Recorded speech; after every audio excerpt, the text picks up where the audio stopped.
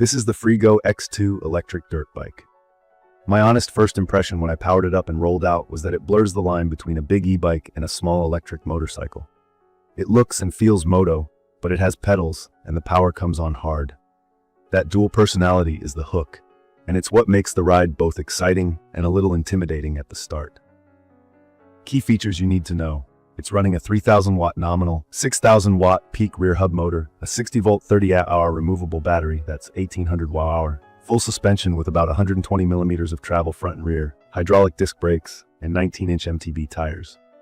There's a city mode that keeps it around 28 miles per hour to fit into Class 3 e-bike rules, and an off-road mode that opens it up. The top number on the page says 50 miles per hour.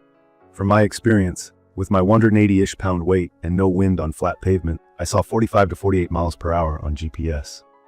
It's quick to 30 kilometers per hour, and the throttle response is snappy enough that I had to relearn smooth wrist control. If you're new to powerful e-motos, give yourself time to dial in your feel. Out of the box, I had a few reality checks.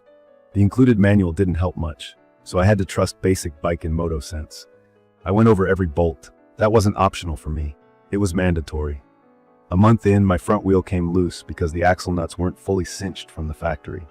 After that scare, I started using a torque wrench and checking spoke tension. The included toolkit is fine for small tweaks, but if you plan to own this long term, I'd budget for better tools and blue thread locker. The battery is removable and heavy. I charge indoors most of the time. On the slow charger, I consistently see 10 to 12 hours from near empty to full. That means I plan my rides.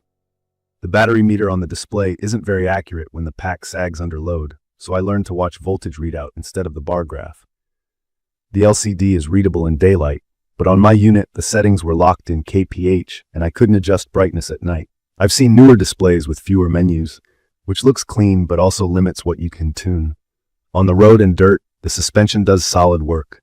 It soaks up washboard and small roots, and it keeps the bike composed on gravel and packed trails. The rear hub motor, though, adds a lot of unsprung weight. That means the rear wheel has a harder time following fast bumps, and you feel a thud if you try to hop curbs or land small jumps. I'd call it a powerful all-terrain cruiser more than a jumper.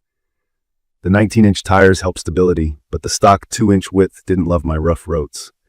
I got flats early on, 3 tubes in under 30 miles, and switched to thicker tubes and higher quality rubber. That helped a lot. Keep tire pressures checked often. Braking power is good with the hydraulic setup on the standard X2, and the bite is predictable. I had some mild fade on long downhill runs, so I'd keep an eye on rotor temps. The X2 Pro variant a friend let me ride had 4-piston calipers that felt stronger. If you're heavy or ride steep terrain, that upgrade matters. The frame on my bike is aluminum, which keeps the weight down a bit. The Pro's steel frame feels stiffer and heavier, more planted on straights, a touch less flickable in tight turns. Ergonomics land closer to a small motorcycle than a bicycle. Seat height is around 32.5 inches, and I measure 5'11", which fits fine. The pedals are usable to get rolling or satisfy local rules, but the geometry isn't friendly for real pedaling. The crank length and position made it awkward to put down meaningful power, so I treated the pedals like footrests with benefits.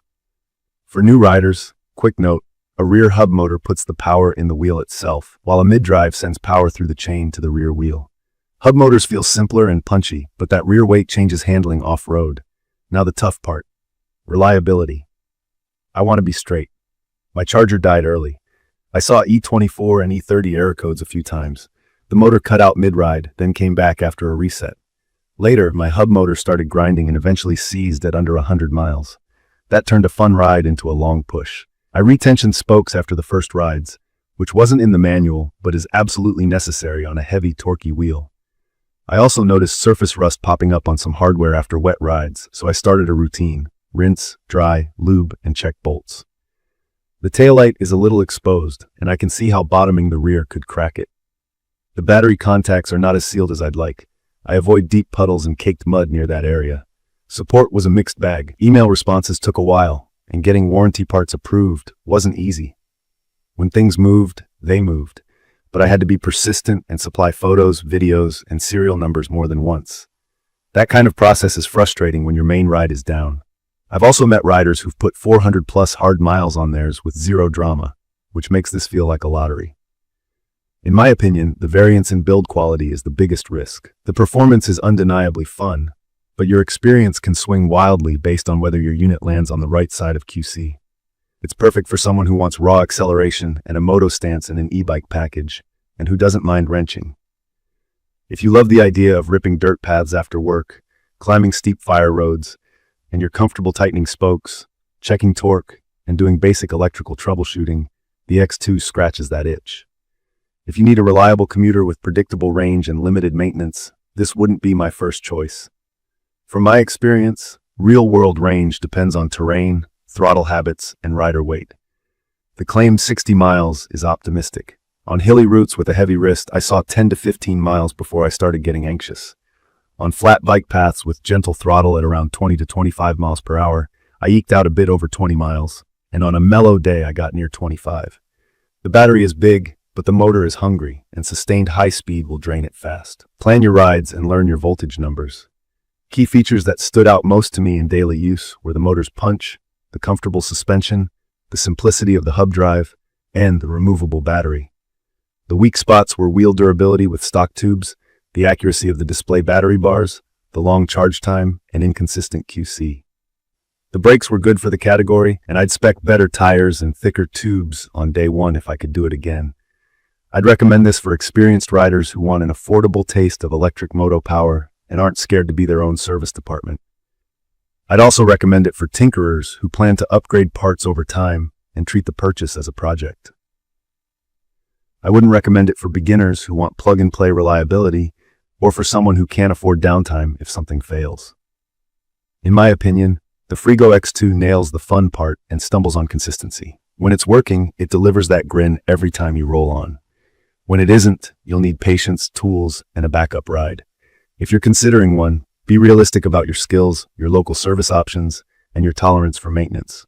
In conclusion, the X2 is a powerful hybrid that can be a blast, but it asks a lot from the owner. I'm keeping mine because I love the rush and I'm comfortable maintaining it, but I'm also honest about its quirks, and I'm budgeting time and parts to keep it in shape.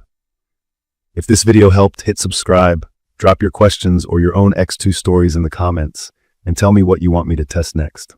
Thank you for watching.